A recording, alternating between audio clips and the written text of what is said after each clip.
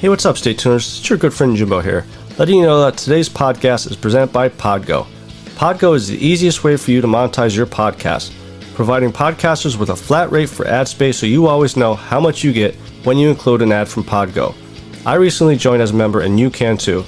Apply today and let them know that you heard it from Stay Tuned Sports and you start earning today. That's podgo.co at podgo.co.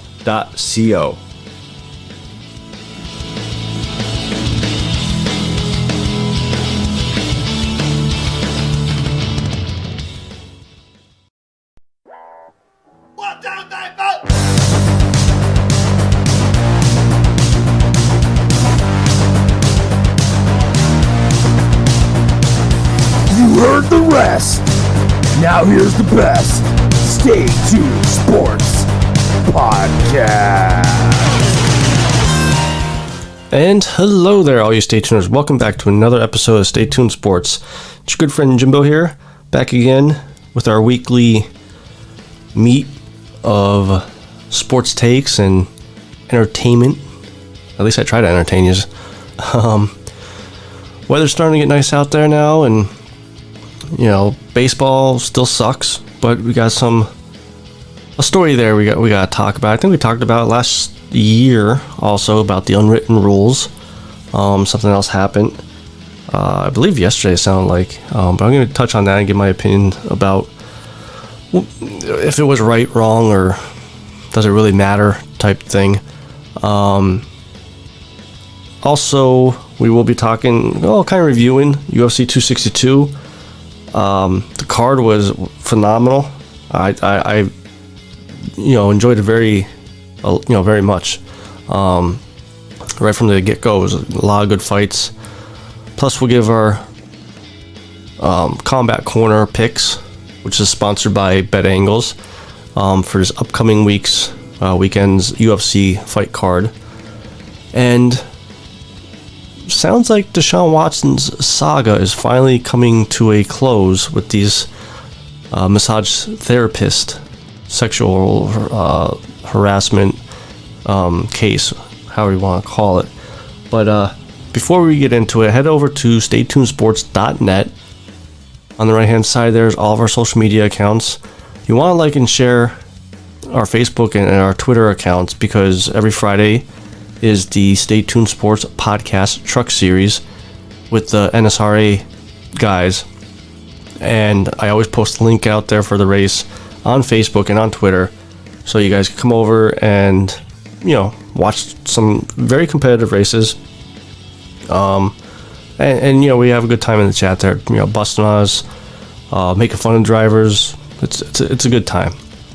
But speaking of the Stay Tuned Sports Truck Series, this past Friday we were at Bristol Dirt, which was the one race I was actually really looking forward to see how these trucks would react to having dirt instead of just plain concrete, and basically lived up to my expectations. They first started off with 2 heats to make it to the feature.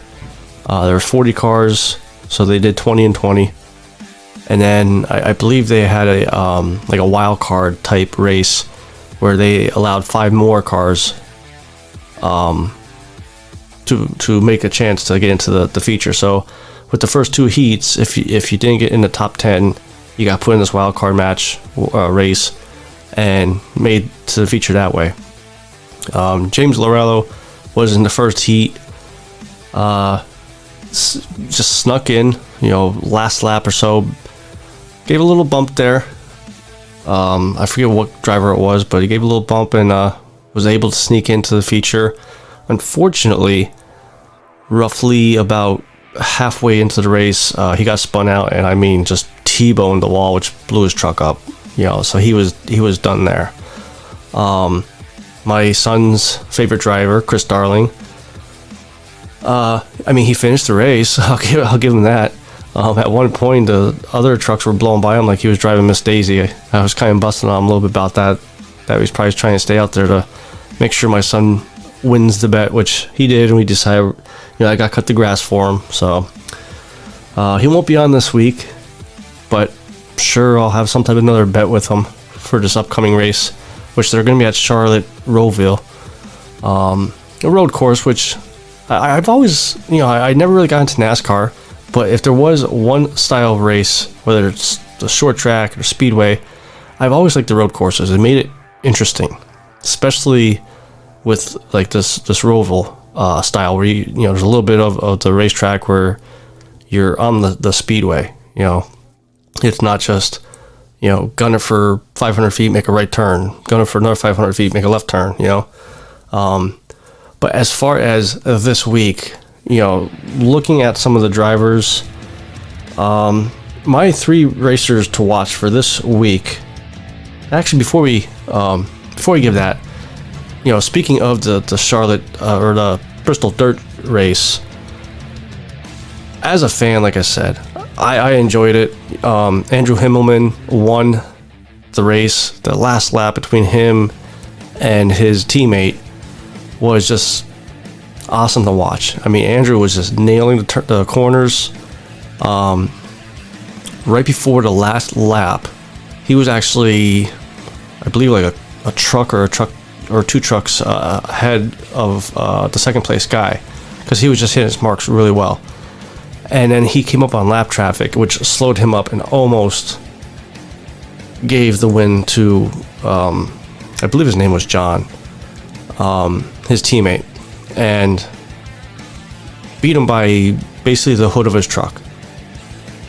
A lot of early on, a lot of wrecks, but it seemed like from the halfway point on, kind of equaled out a little bit. I mean, the one wreck actually took out pretty much half the field. There was about 10 to 12 cars that just pitted for the day. But yeah, definitely entertaining. I know a lot of the drivers did not like it or complaining about it, but as a fan, I thoroughly enjoyed it, and I thought it was really good to watch. Hopefully they bring it back next season or the season after that. But like I said, this Friday they are going to be at the Charlotte Roeville. You guys could head over to YouTube and watch them on 3Y TV, so make sure you subscribe to 3Y TV as well as Stay Tuned Sports. So my 3 racers to watch this week. First one, Chris Darling. He's having an awesome year so far. I believe he's still in first place in points, even though he didn't have a good outing at Bristol. But from what I remember last season, when I started to watch these guys, because I didn't watch them from the very get-go, it was pretty much half the season in is when I started watching them. If we remember, saw him at Watkins Glen when I still think he spun out Josh Sobel, but we buried the hatchet. We'll leave it be. But he was overall very good at that race last year. I think he came in 3rd place or 4th. He was definitely a top 5. So I expect a little bit of the same outcome for him with this race. And then speaking of, I believe it was Watkins Glen, Jason Freeman is my another one. He came on late in the season to race with these guys, and one of his 3 wins came at a road course, which I believe it was Watkins Glen, and he just dominated. Like, he was multiple seconds in front of the second place truck. So I'm expecting, same thing again. He's having not the best season, but not the worst. Still plenty of time to turn his season around to get up there. And then, surprise name, kind of like a dark horse here, Matt Cherry. He's 5th in points this season with 3 top 10 finishes. That's just consistency. Like he's not doing too much, and he's not playing it safe. And I think another top 10 finish here as well. Now, I do have a reliable source that did tell me that JT Poole has been practicing all week and has been beating these guys by multiple seconds every lap. So maybe JT Poole knows a little bit more about this track than I do, and maybe I should have picked him, but I'm not picking him as my racer to watch. Maybe he's blowing his chances by using all up his luck in practices and not in the actual race.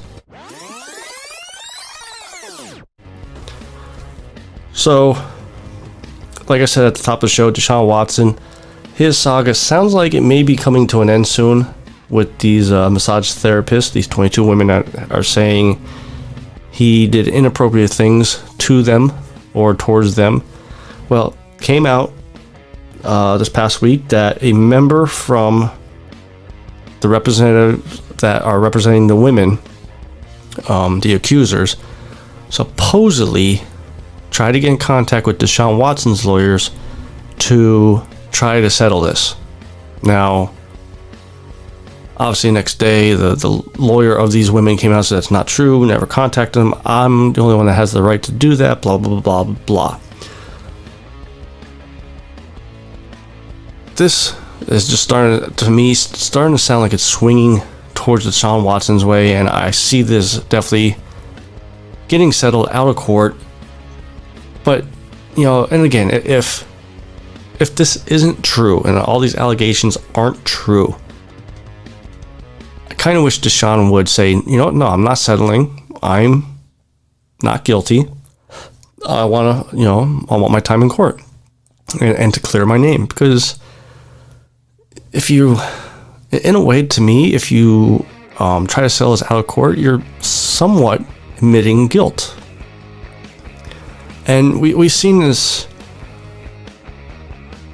a lot over these past few years. And really the only one that stood up and didn't, settle out of court or whatever, from what I can remember, was Chris Hardwick, from, Talking Dead and the one podcast, The Nerdist, that he used to have.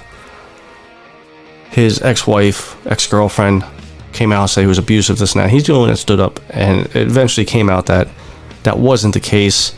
This girl was just trying to get extra money because her books weren't selling. So hopefully, it all comes out that Deshaun isn't guilty, that these were all just kind of lies made up. If that's the case, if it really is that he is not guilty. But before all these allegations came out, he was real close to being traded by the Texans, and this is what I want to talk about, not necessarily the drama that's going on off the field.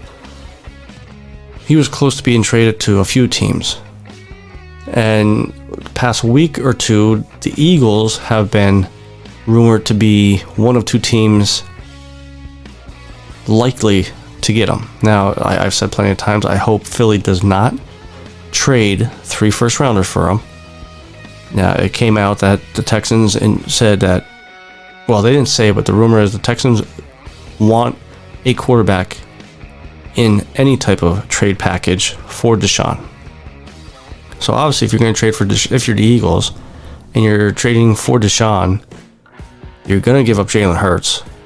Because, who else, what other quarterback would the Texans take from the team? There's no one. There's Jalen Hurts and then pretty much the water boy. Plus, you're still going to have to give up a lot of picks. At least 2 first rounders. You may get away with not giving up that 3rd first rounder, but you're going to give up like a 2nd or a 3rd rounder. So I start thinking about it. I'm like, what's some other teams that you haven't really heard being rumored as possible destinations? Well, I thought about it. I'm like, what about Green Bay? Aaron Rodgers wants out. Green Bay doesn't want to get rid of him, but if you think about it, Aaron Rodgers is getting older. Probably has 3-4 years left. Deshaun Watson probably has a good 6-7 years left if he stays healthy. So why not try to package Aaron Rodgers for Deshaun Watson, a 1st rounder, and maybe a 3rd rounder? Because Deshaun Watson, he is good, but he hasn't won anything yet. He hasn't won a playoff game or a championship game or Super Bowl. Aaron Rodgers has.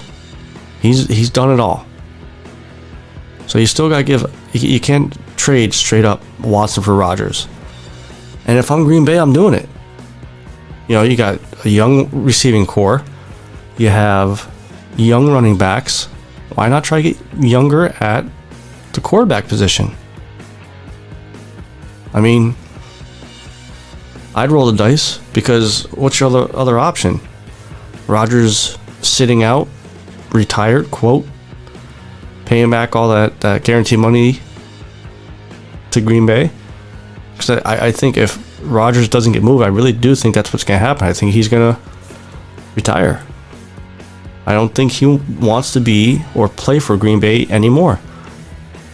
And then how do you go into that GM's office after you made fun of him that he's the Jerry Krause of football, of the Green Bay Packers? So if I was Green Bay, I would try to contact the Texans and say, hey, let's do something here. Because it sounds like the whole saga with the massage therapist is coming to an end.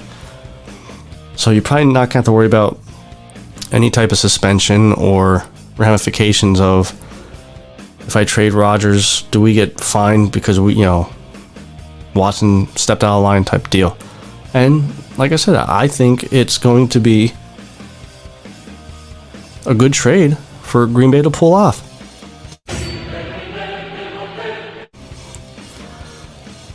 So this past week had a little bit more drama with the quote unwritten rule in baseball. Well, unwritten rules. And it happened with the Chicago White Sox Minnesota Twins game the other night, involving Yermin Mercedes,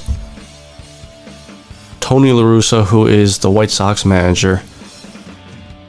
So what it was the White Sox were up 15-4 on the Twins. Twins either went through all their pitchers or what something, but they had to put out one of their catchers out on the mound. His pitches were averaging about 45 miles per hour. And like I said, it was 15-4. White Sox were winning. Mercedes was given the take sign, meaning just take the walk. And he decided, no, I'm launching a 429-foot homer over center field. Well, Tony La Russa did not like that. Again, that's his manager. He said there's some things in baseball that you just don't do. And when you're embarrassing your team like that and you decide not to take the sign, it's not the right thing. There's, like he said, there's just things you just don't do. And you know what? Baseball sucks. Okay, it's boring. I really haven't watched it in probably about 2-3 years. And if you're trying to get younger fans, a younger crowd in there, you gotta do things like this. And kudos to Mercedes. He came out and said, "This is how I play. I'm gonna keep playing how I play." I mean, okay, yeah, it looked like a home run derby pitch, okay, but you're paying hundreds of dollars for a trip. I'm not even gonna break it down with the tickets and the food price and all that, but you're paying hundreds of dollars. I want to see a 450-foot home run, whether it's a 95-mile-an-hour fastball or a knuckleball or whatever. Make the game interesting. The All-Star game sucks, but I only turn the home run derby on because that's pretty cool. It's interesting to watch. So you're gonna punish a guy because he wants to entertain the fans that are at the game? And on top of that, that could be a financial implications there. I always say, whether it's with football, tackle, or interception, maybe you gotta get 25 home runs this year to get $750,000. So if he takes to pitch there, and at the end of the year, he has 24 home runs. He's out that money. Sorry, Tony, you're not paying his bills. And, Tony La Russa kind of came across that he's worried more about the other team's feelings than what his team's doing. How about you just worry about, one, not getting a DUI, and worry about your own team. I understand, there's some unwritten rules that I still do agree with, but this one's just stupid. You're trying to get fans in the stands. What better way than to have an entertaining game with big home runs like that? Don't know what's going on out there with the slamming of the doors. But yeah, when I saw that, I'm like, God, and he's 78 years old, so he's definitely stuck in his ways. Definitely stuck in his DUI ways. So last weekend we had UFC 262, and like I said, definitely an awesome card. Definitely came through. The three things that I took away out of the card: Tony Ferguson losing to Durish, Charles Oliveira knocking out Michael Chandler, and then a interesting knockout between Edson Barboza and Burgess. Starting with that one, I don't know if you guys got to see it yet, but definitely try to find it, Google it.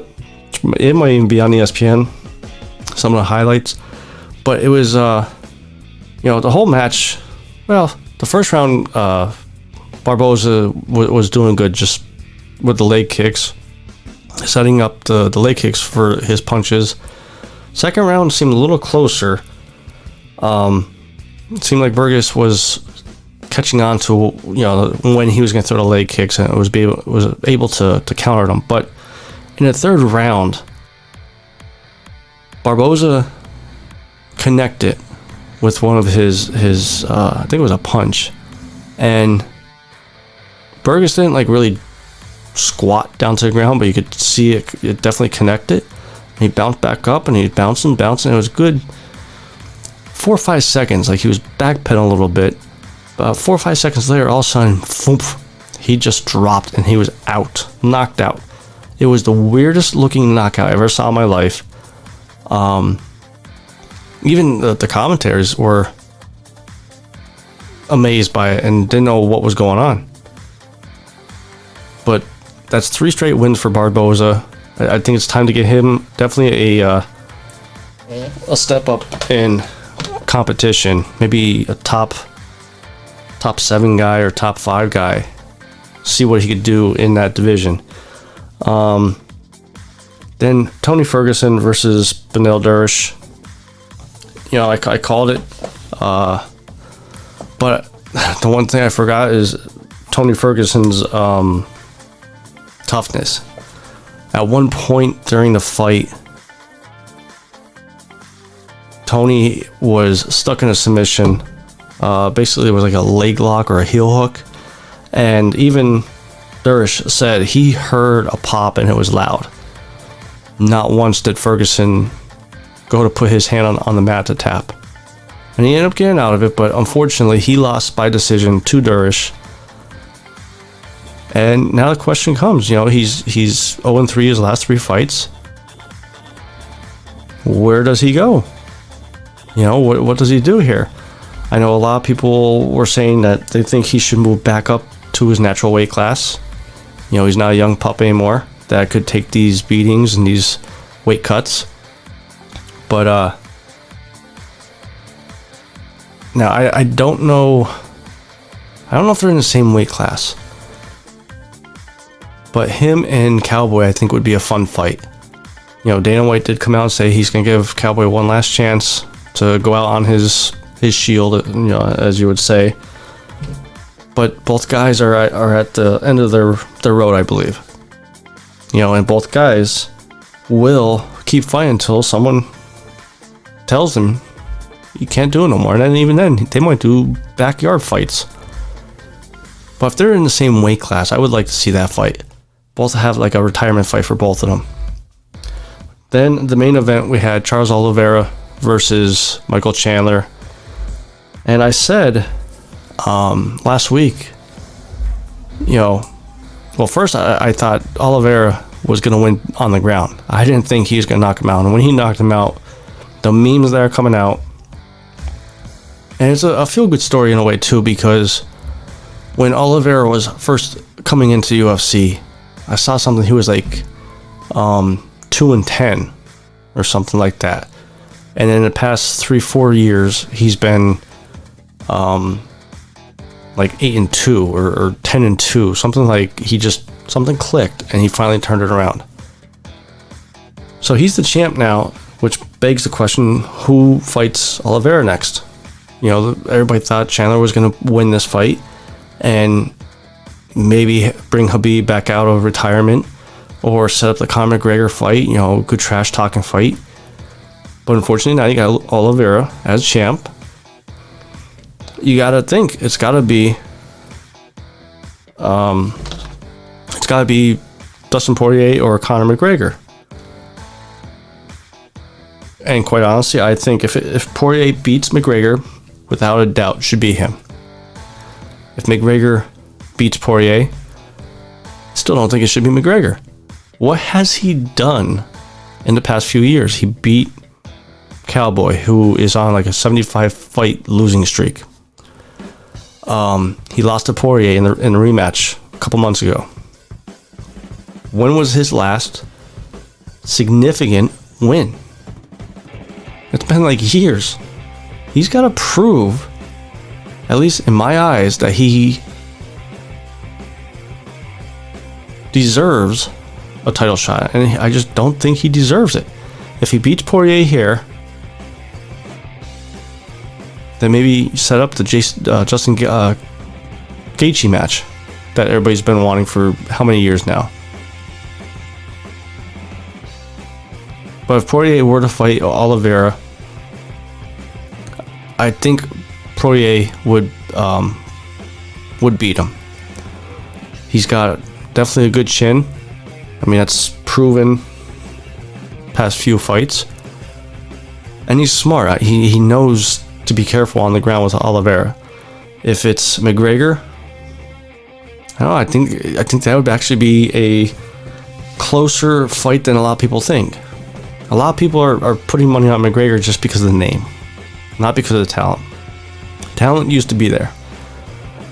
I don't know if it still is.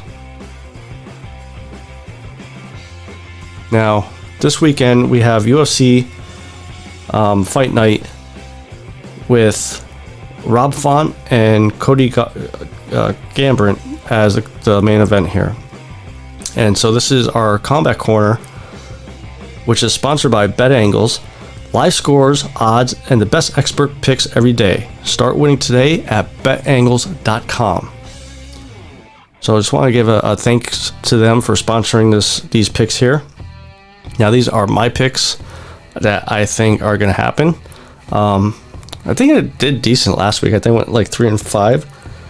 But the main card here, like I said, we got Rob Font versus Cody Gambit for the main event. Women's strawweight. The co-main event is a women's strawweight.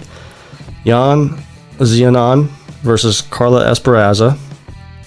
Then we have a heavyweight fight. Justin Tafa versus Jared Vanderia. Then women's featherweight, we have Felicia Spencer versus Norma Dumont Vienna. Flyweight fight between David Vorak versus Raulin Pavia. And then kicking off the card, which I'm surprised this fight here is the one that's kicking the card off, Jack Hermanson versus Edmund Shabazan. So starting with that one, go with Jack Hermanson here. Very, very good striker. I think he won his last one, but lost the one before that. And he was real close to getting a title shot just a year or two ago. So I think he's gonna start stringing some wins back together to get back into that title contention. The flyweight fight between David Vorak versus Rolene Pava. I'm going to go with David here, just because his last name sounds pretty cool. Vorak. Sounds like you just don't mess with this guy, especially if he's in a dark alleyway. This fight here is an interesting fight. Women's featherweight fight between Felicia Spencer versus Norma Dumont Viana. Rumors are this might be Felicia Spencer's last fight on her UFC contract, so she has a lot to lose here. And she's an okay fighter in UFC. When she fought for the titles, she lost. So when she fights top competition, she loses. When she fights mid to like top 5 contenders, she sometimes wins. But I think there's going to be so much pressure on her to show that she still deserves to be in UFC. I think she's going to slip up and lose this one. And I think Norma Dumont is going to pull off the win. After that one, like I said, heavyweight division, Justin Tafa versus Jared Vanderia. 4 of his last 5 fights have all been finished within 2 rounds for Tafa. So I'm going with Tafa with this one. With Jared, his last 5 fights, all except one went to decision, and the one that ended in a knockout, he lost. So sounds like if this stays standing, this can be a quick work for Tafa.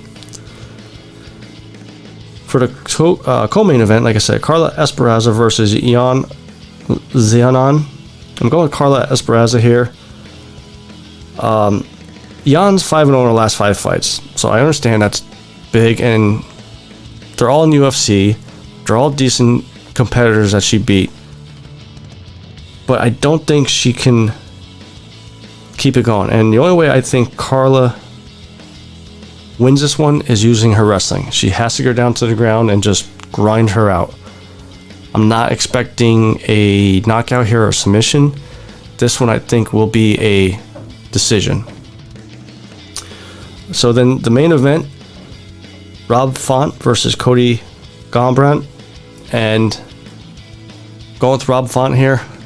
Cody, I just think, got lucky his last fight with that last second knockout. Rob Font is 4-1 his last 5 fights. Cody is 2-3. Plus, he's old. He has no more chin. It would have been nice to see him versus Dillashaw.